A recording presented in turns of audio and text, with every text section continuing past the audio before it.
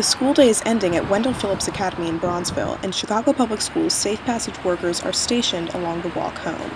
The Safe Passage program began in 2009 in response to a beating outside of Southside High School. It more than doubled in size to 54 schools before this school year, which wraps up in 2 weeks. Millicent Johnson has supervised the Phillips Safe Passage route for 2 years and believes the program has done wonders. We make a great difference, I've noticed.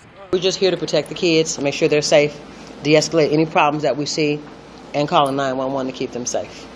Most of them walk to school. And since they've closed up a lot of schools in the neighborhoods here, they have a little ways to go. In one significant way, the Phillips Safe Passage route is special. The passage is manned by military veterans from Leave No Veteran Behind. The Veteran Empowerment Group serves several thousand students on Safe Passage routes in the Bronzeville, Woodland, and Hyde Park neighborhoods. Maurice Benson of Safe Passage helps train new employees. He says veterans are well suited for the task of guarding the paths to school. We probably have a little more heightened alertness and awareness that we can share amongst civilians and, of course, with other veterans. Safe Passage has made an impact in Phillips Academy's neighborhood.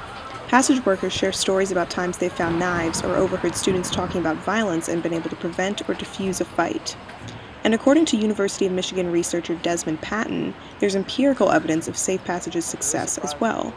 Patton co-authored a 2011 study that found crime decreased by 41% along Safe Passage routes when they were first begun in 2009. But not everyone views Safe Passage as worthwhile.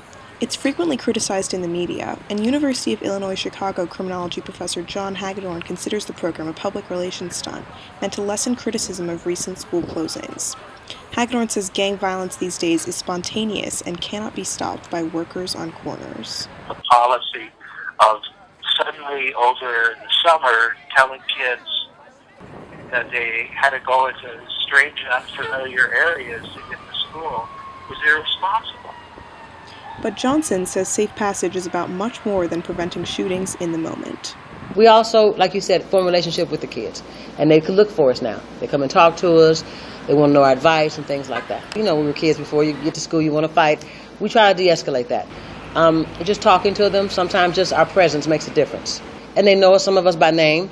They talk to us, they ask us questions, they tell us who's going to fight. They tell us sometimes where they hide the weapons. Veteran Aaliyah Jones says it's the relationships she builds with the kids that makes the program rewarding to her and to the community. I like working with the kids. I take it very personal to try to motivate the kids to do something better with themselves, come to school. That's part of our job, is to make sure that they actually make it into the school.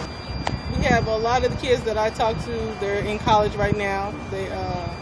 Not all of them were necessarily in the gangs or anything, but they needed a little encouragement. They need to know somebody was trying to push them and were proud of them. Gale Elementary School in Rogers Park was almost closed last year, but was eventually pulled off the closure list. The near miss was a scare for parents, including Paul Matlow, whose 3 kids all attend the school. Had Gale been shut down, Matlow says he would have supported a Safe Passage route. It would definitely make me happy. Just a lot of gang activity in the city of Chicago, so it would definitely make me happy. In the end, Safe Passage is about the kids. 19-year-old BJ Potts says he thinks the program is a good thing for the neighborhood's children, but is realistic about the difference it makes.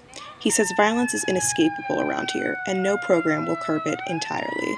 So if we put everybody on one corner, police car on every corner, then maybe, things will get better. But other than that, this is Chicago. Things happen that we can't understand.